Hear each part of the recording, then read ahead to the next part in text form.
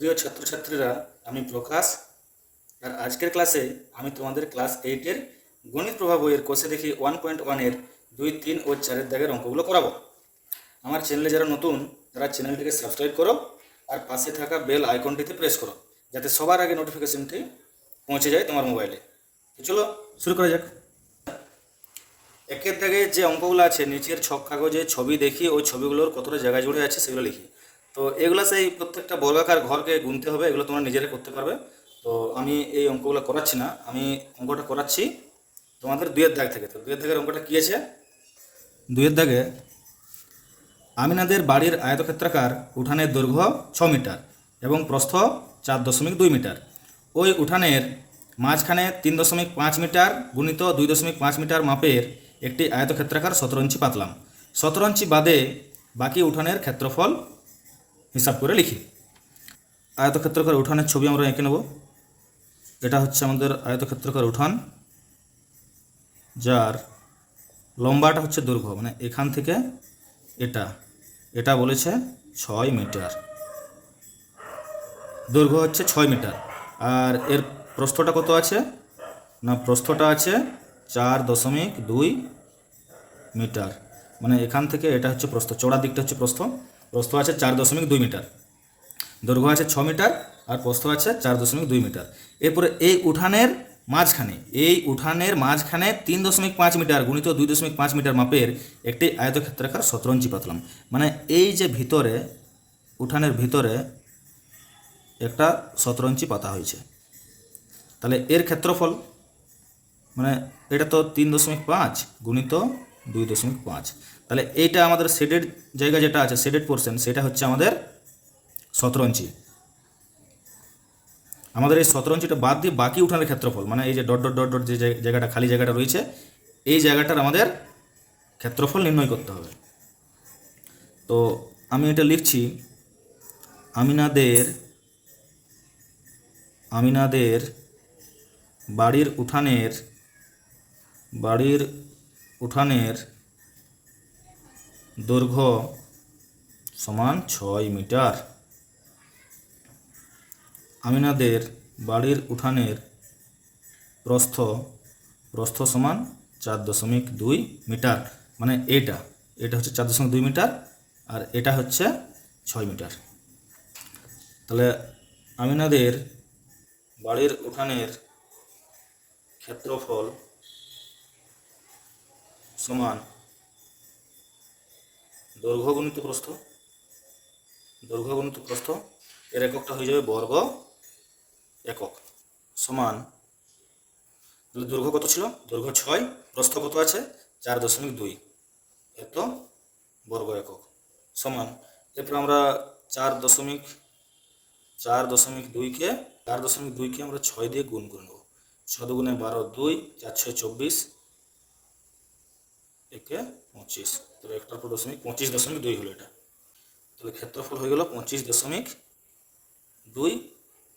বর্গ একক না লিখে যেহেতু আমি সংখ্যাটা বসিয়ে দিয়েছি, এটা তোমরা লিখবে বর্গ মিটার। এরপর কি বলেছে, 17 ইঞ্চি। আবার 17 ইঞ্চি যেটা রয়েছে, 17 ইঞ্চির দৈর্ঘ্য যেটা বড় সেটাই দৈর্ঘ্য 3.5 মিটার। 17 ইঞ্চির প্রস্থ হচ্ছে 2.5 মিটার। 17 ইঞ্চির ক্ষেত্রফল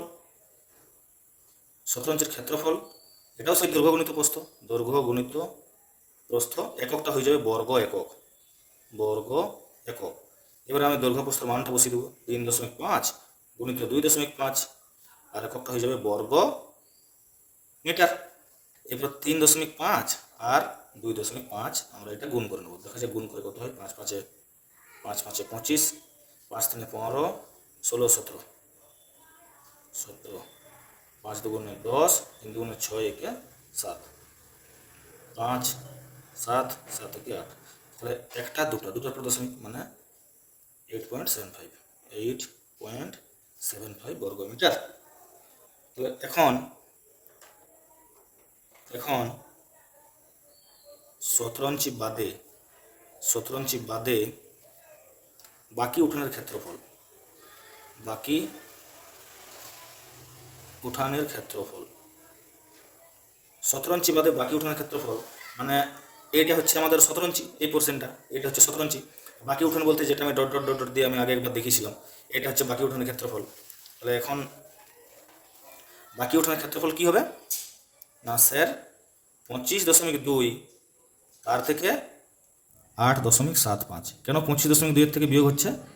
তার কারণ 25.2 হচ্ছে আমাদের পুরো আয়তক্ষেত্রটার ক্ষেত্রফল, মানে উঠানটার ক্ষেত্রফল আর কি। পুরো উঠানটার ক্ষেত্রফল হচ্ছে 25.2 বর্গমিটার। আর 17 ইঞ্চির ক্ষেত্রফল 8.75। তাহলে 17 ইঞ্চির ক্ষেত্রফলটা যদি আমরা বাদ দিই, তাহলে 17 ইঞ্চি বাদে যে জায়গাটা আছে সেটা আমরা পেয়ে যাব। তাহলে এটা বিয়োগ করে কত হবে?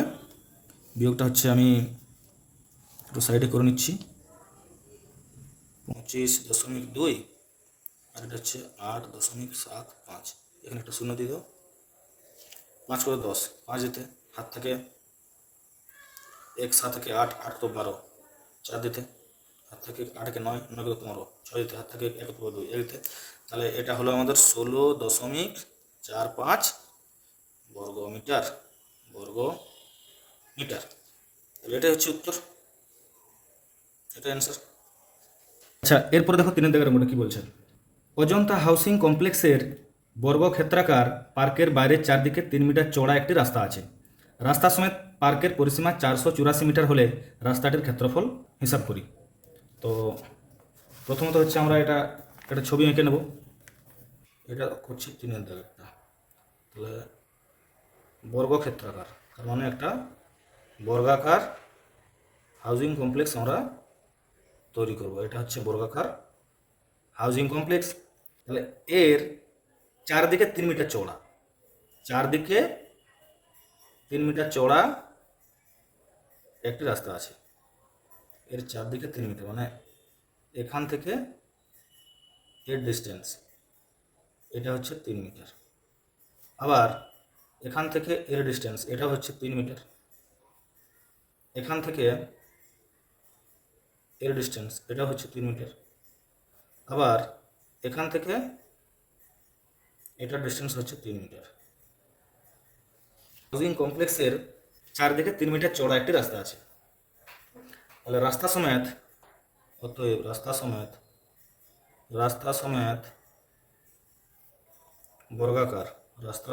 বর্গাকার পার্কের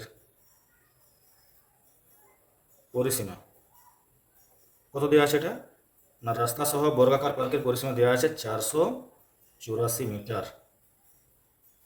তাহলে রাস্তা সমেত বর্গাকার পার্কের একটি বাহুর দৈর্ঘ্য, বর্গক্ষেত্রের পরিসীমা যদি দেওয়া থাকে তাহলে একটি বাহুর দৈর্ঘ্যের সূত্র কি? পরিসীমা বাই 4।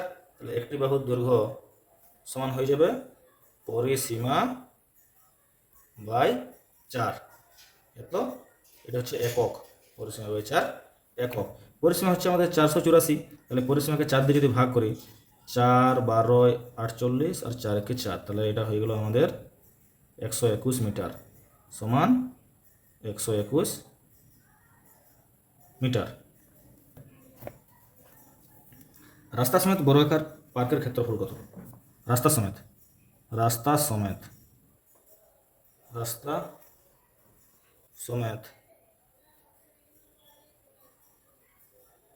বর্গাকার পার্কের ক্ষেত্রফল সমান বাহু গুণিত বাহু। আচ্ছা, রাস্তা সমেত বলতে এটা পুরোটা সহ, এখান থেকে এটা রাস্তা আছে, মানে এই বাইরের দিকের যে বর্গাকার ক্ষেত্রটা আছে এই পুরোটার ক্ষেত্রফল। রাস্তা সমেত পুরোটার ক্ষেত্রফল কত হচ্ছে না বাহু গুণিত বাহু সমান এর বাহু কত বের করলাম আমরা? 121 গুণিত 121। এটা হয়ে যাবে বর্গ একক, মানে এটা হয়ে যাবে বর্গ মিটার। তাহলে 121 এর স্কোয়ার বর্গ মিটার। আবার রাস্তা বাদে বর্গাকার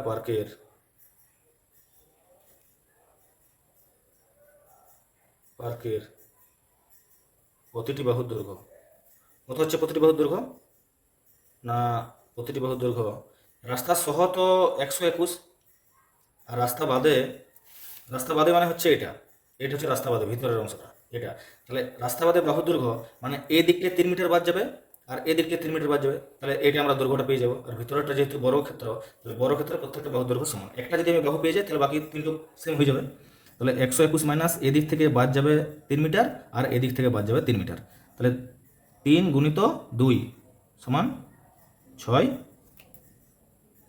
থেকে এটা 3 মিটার, আবার এখান থেকে এটাও 3 মিটার, তাহলে এই 3 মিটার করে বাদ যাবে। কার থেকে বাদ যাবে? তাহলে এটা হচ্ছে 121 মাইনাস 3 গুণিত 2 এত মিটার সমান, তাহলে 121 থেকে 121 মাইনাস 3 গুণে 6 মিটার। তাহলে 6 কত 11, 6 5 11, হাত থেকে 1 102 এক দিতে, তাহলে এটা হলো 115, তাহলে এটা হচ্ছে 115 মিটার। এরপর দেখো, তাহলে রাস্তা বাদে, তাহলে অতএব রাস্তা বাদে বর্গাকার পার্কের ক্ষেত্রফল, রাস্তা বাদে বর্গাকার পার্কের ক্ষেত্রফল কত হয়ে যাবে? বাহু গুণিত বাহু, মানে 115 গুণিত 115, এটা এত বর্গমিটার সমান 115 স্কোয়ার। দেখো আমি চাইলে কিন্তু এটা যেমন আগেরটা 121 স্কোয়ার, এটা গুণ করে আমি করতে পারতাম, এটাও আমি গুণ করে মানটা বের করতে পারতাম, কিন্তু এটা আমি স্কোয়ার মাইনাস বি স্কোয়ারের সূত্র কাজে লাগাবো, সেই জন্য আমি এটা গুণটা করিনি। দেখো আমাদের মেনলি কি বলেছে না, আমাদের কি জানতে চেয়েছে, আমাদের অঙ্কে জানতে চেয়েছে রাস্তাটার ক্ষেত্রফল কত। তাহলে রাস্তাটার ক্ষেত্রফল মানে এই যে যেটা রাস্তা আছে এটা, তাহলে এই পোর্শনটার ক্ষেত্রফল আমাদেরকে বের করতে বলেছে। তাহলে এই পোর্শনের ক্ষেত্রফল বের করতে গেলে আমাদের কি করতে হবে না, রাস্তা সহ যেটা ক্ষেত্রফলটা আছে আর রাস্তা বাদে যে ক্ষেত্রফল, এই দুটোর মধ্যে বিয়োগ করতে হবে। তাহলে দেখো, অতএব রাস্তার ক্ষেত্রফল